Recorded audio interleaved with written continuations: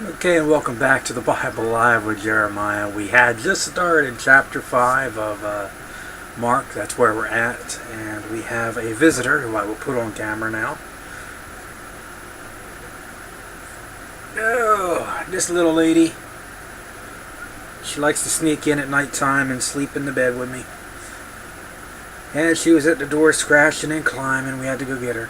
So we had to pause for chapter 5, and here we go again.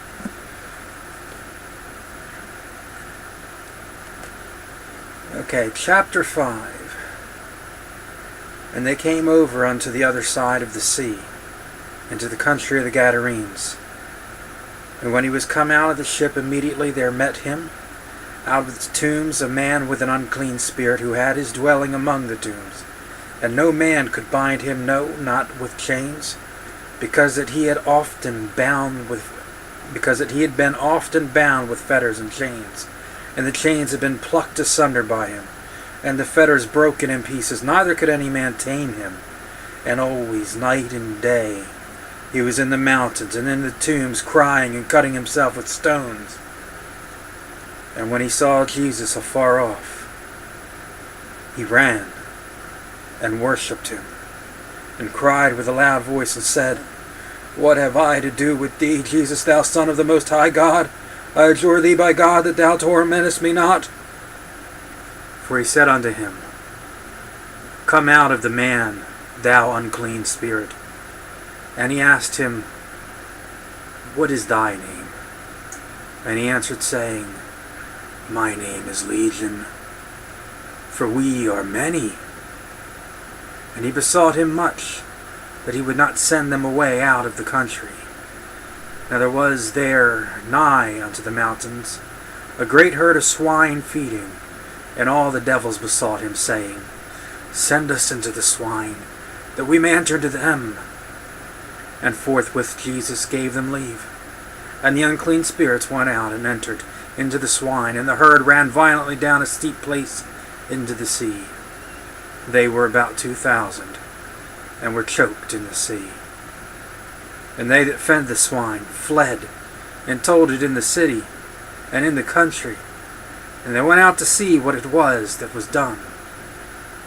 And they come to Jesus, and see him that was possessed with the devil, and had the legion, sitting and clothed and in his right mind.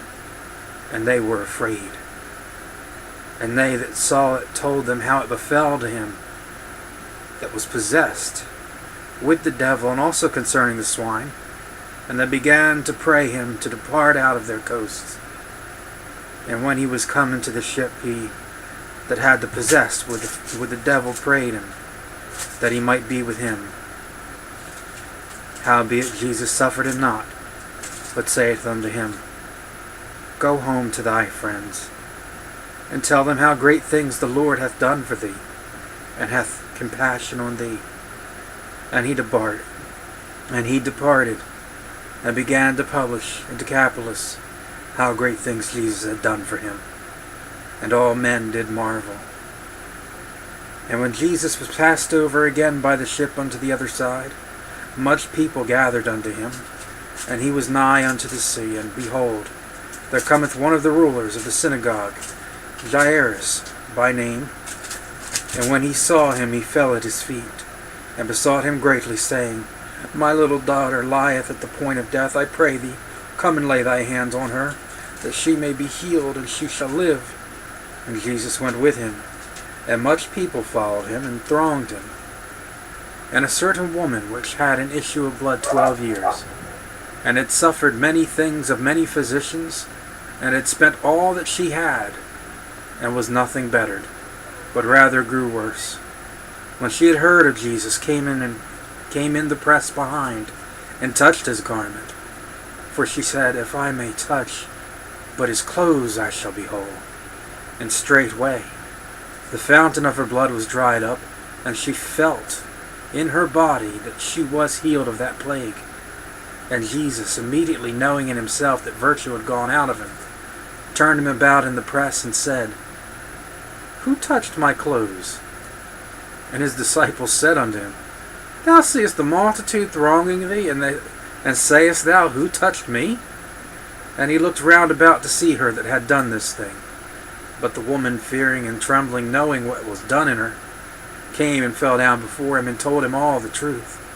And he said unto her, Daughter, thy faith hath made thee whole. Go in peace, and be whole of thy plague. While he yet spake, there came from the ruler of the synagogue's house certain which said, Thy daughter is dead. Why troublest thou the master any further? As soon as Jesus heard the word that was spoken, he saith unto the ruler of the synagogue, Be not afraid, only believe. And he suffered no man to follow him, save Peter and James and John, the brother of James.